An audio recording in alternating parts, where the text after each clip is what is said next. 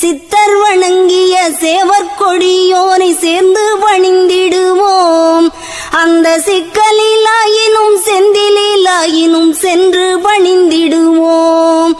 பக்தருக்கென்றே திறந்திருக்கும் தென் பழனியை கண்டுகொள்வோம். அங்கு பாலாபிஷேகமும் தேனாபிஷேகமும் செய்து பணிந்திடுவோம்.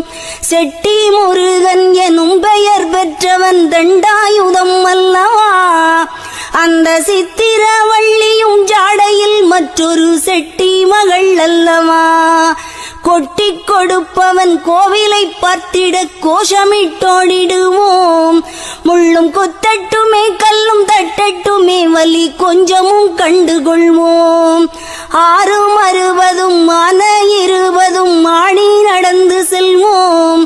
சில ஆனந்த பாடல்கள் வேலனை பாடட்டும் அன்புடன்.